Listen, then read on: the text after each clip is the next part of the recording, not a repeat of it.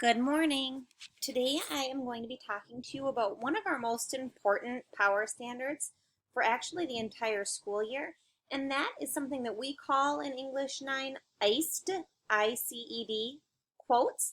Really, that's just an easier way to say parenthetical citation or in-text citations. And I'm going to play you this quick overview video that does a really good job explaining what an in-text citation is and the purpose behind the why are we doing this. When you write a research assignment, it's important that you acknowledge the ideas or quotes from other sources that you use, right when you use them. Not only does this show that you're an honest and ethical student, but it also tells the reader exactly where you found that awesome piece of information. So, how do you give credit to other sources in your assignments? You use in-text citations, which can also be called parenthetical citations. An in-text citation connects information you're borrowing from a source to a citation in your bibliography, which helps teachers and classmates understand where the information originally came from. Include an in-text citation in your paper when you use a quote word for word from a source, or when you borrow an idea or phrase from someone else. In-text citations have to be written in a special way. They require 4 things in this order: an open parentheses, the author's last name, the page number that you found the information on, and a close parentheses. In-text citations are placed inside the sentence, so make sure that the period is outside of the parentheses. If you are using a source word for word in your paper, you need to put quotation marks around it. This is called a direct quote. Let's say that I found a sentence on page 20 of The Giver by Lois Lowry that explains an important part of the story. If I take all or even just part of the sentence word for word and put it in my paper, I would need to include quotations around it and add an in-text citation, like this. Let's say you want to explain something that happened in The Giver, but you explain it in your own words instead of taking it straight out of the book. This is called a paraphrase, and while you don't need to include quotation marks, you still need to include an in-text citation. This will give credit to Lois Lowry's writing and let your teacher or classmates know where the event happened in the book. Remember, make sure that the first word in the in-text citation matches the first word in the citation of your bibliography. That way, when people want to learn more about the source in your paper, all they have to do is look for the same word in the bibliography to find it. Let's review. The in-text citation takes readers to a specific citation in your bibliography, and the specific citation tells the readers where they can find the piece of information you used. There are special rules and exceptions for using in-text citations, so if you're unsure, check with your librarian or teacher, just in case. A great site for practicing the rules of in-text citations is noreadinc.com. Check out a practice exercise now by going to this link.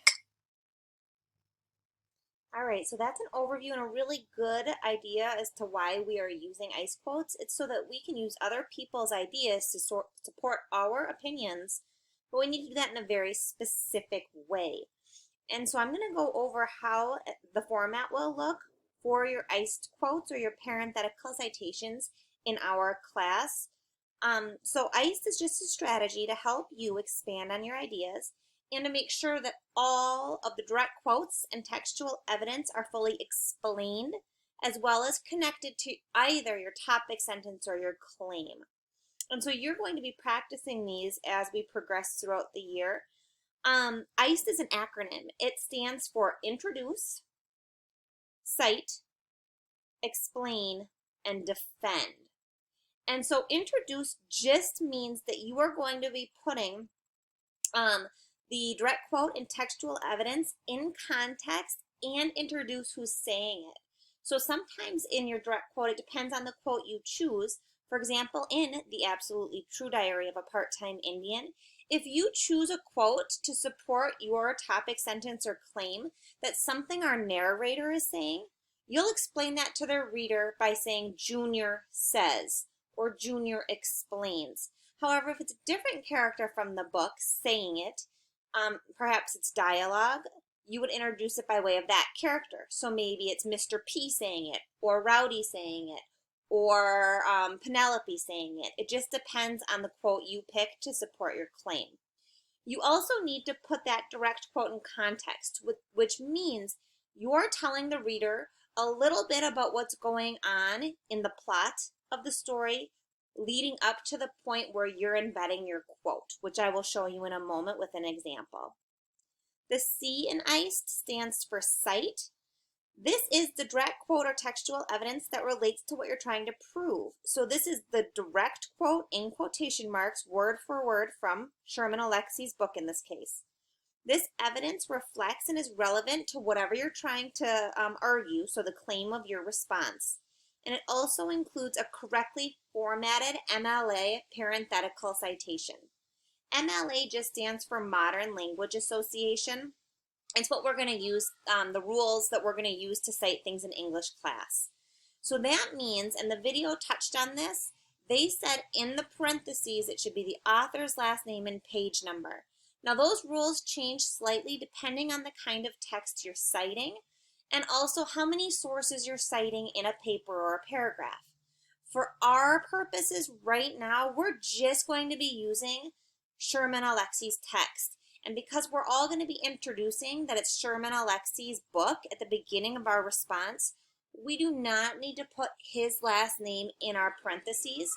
So all we're going to practice doing is using the page number that you found the quote on. The E of ICED stands for explain. This is the explanation and an expansion of the direct quote or textual evidence. We're not just going to plop a quote in the paper without any context and without explaining why it's there. So you're going to talk about why the chosen evidence is important or significant. What does it show or prove? And I'll show you an example in just a moment as well. And then the D stands for defend. This is the very last step of ICED. Oftentimes it's forgotten and it is a little more difficult when we get to more sophisticated writing. This is where we're going to connect the entire ICED quote back to your topic, sentence, or claim. And you're going to talk about how does this direct quote or this textual evidence and explanation support your topic, sentence, or claim. So now I've got an example ICED quote listed below from a book called Tears of a Tiger. Some of you may have read it.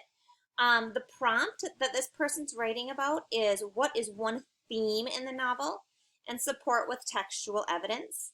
I have also highlighted each portion of ICED in the corresponding color from above so that you can see anything that's highlighted in pink is part of that introduction.